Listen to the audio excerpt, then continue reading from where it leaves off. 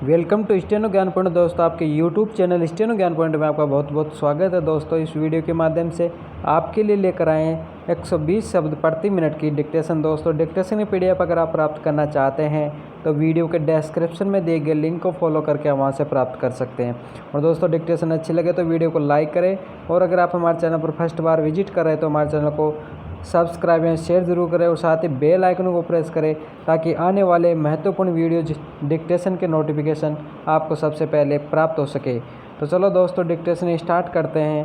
अपनी dictation start होगी just 5 second बाद।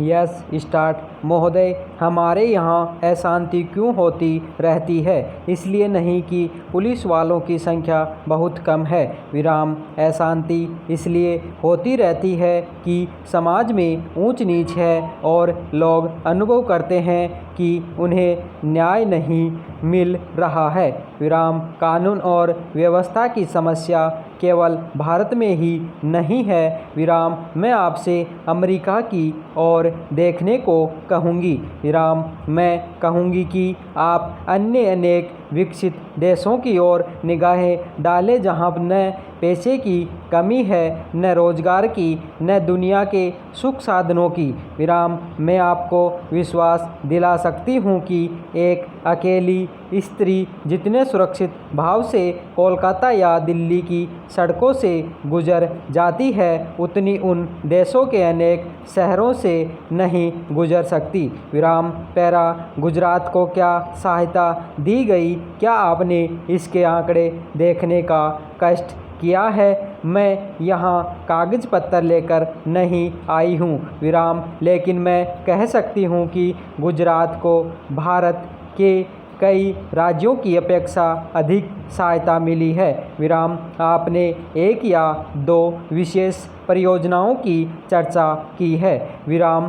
प्रत्येक परियोजना पर उसकी आवश्यकता के अनुसार विचार किया जाएगा, और आवश्यकता का यह अभिप्राय नहीं है कि अमुक फर्म या व्यवसाय ग्रह को क्या मिलता है, विराम। आवश्यकता का आशय यह है कि उससे देश को अपने पांवों पर खड़े होने में सहायता मिलती है या नहीं, विराम। पैरा। हमें उर्वरकों की आवश्यकता है, विराम। हम उन्हें प्राप्त करने के लिए यह सभी संभव उपाय कर रहे हैं, विराम, लेकिन हम विदेशी कंपनियों के हाथ बिककर उर्वरक नहीं पाना चाहते, और जब तक मैं सत्तारूढ़ हूँ मैं ऐसा नहीं होने दूंगी, चाहे कैसा भी दबाव क्यों न पड़े, विराम। अगर आप चीखना चाहते हैं तो विश्वास रखिए, आप मुझसे ज़्यादा ज़ोर से नहीं चीख सकते, इसका मुझे आपसे कहीं ज़्यादा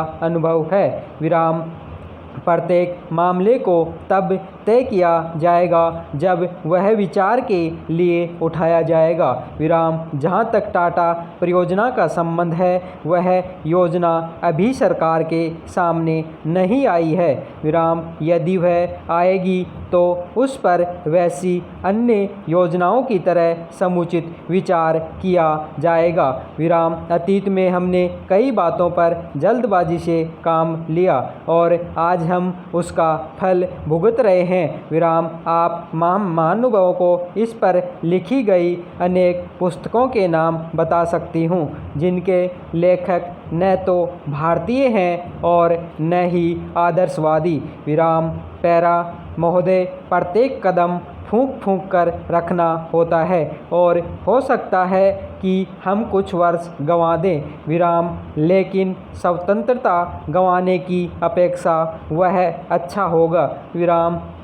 स्वतंत्रता का अर्थ केवल अपनी सरकार होना नहीं होता, बल्कि उसका अर्थ होता है कि हम निर्णय स्वयं कर सकें, विराम। हो सकता है कि वे निर्णय गलत हों, लेकिन वे हमारे निर्णय भारत के निर्णय होने चाहिए, विराम। हमें कपड़ा उद्योग की समस्याओं का भी ध्यान है, विराम। हमने आधुनिकीकरण के लिए विदेशी सहायता की आवश्यकता को स्वीकार किया है, विराम। योजना आयोग ने कपड़ा उद्योग के लिए एक कार्यकारी दल नियुक्त किया था जिसने इसकी समस्याओं पर विचार किया। विराम सिद्धांत रूप में यह निर्णय किया गया कि वित्तीय अभिकरणों के द्वारा धन उपलब्ध कराया जाए। विराम हम अब वित्तीय संस्थाओं से बातचीत कर रहे हैं कि इन उद्देश्यों के लिए उधार की शर्तें कैसे उदार बनाई जा सकती हैं।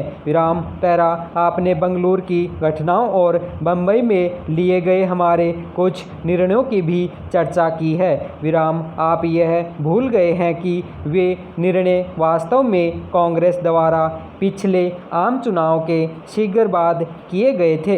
विराम उन पर कार्य समिति में विचार विमर्श और एक राय से सहमति हुई थी और बाद में उन्हें अखिल भारतीय कांग्रेस कमेटी ने स्वीकार किया था।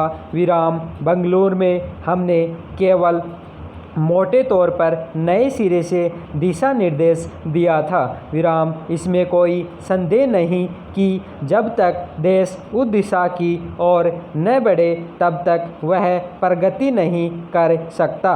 विराम मैं नहीं समझती कि आदर्शवाद और व्यवहारिकता को एक दूसरे से अलग किया जा सकता है। विराम सभी देशों को अपनी प्रगति किसी न किसी सिद्धांत पर आधारित करनी होती है। विराम प्रश्न केवल यह नहीं है कि भारत में क्या हो रहा है, बल्कि प्रश्न परिवर्तन की उस लहर का है जो दुनिया भर में देखी जा सकती है। यहाँ अनुशासन और धैर्य के अभाव के बारे में काफ़ी कुछ कहा गया है। विराम मैं समझती हूँ कि इन शब्दों का प्रयोग करने से पहले आपको इनका अर्थ ठीक से समझ लेना चाहिए। विराम आप शायद इसे अनुशासन कहेंगे कि इंग्लैंड में लोगों से बेगार ली जाती थी और उनसे दुर्व्यवहार किया जाता था, या छोटे छोटे बच्चे अंधेरी खानों में काम करने के लिए जाते थे और अंधे होकर बाहर निकलते थे। विराम जब वे इन सब के प्रति विद्रोह करते थे तो आप शायद उसे अनुशासनहीनता कहेंगे। विराम धन्यवाद।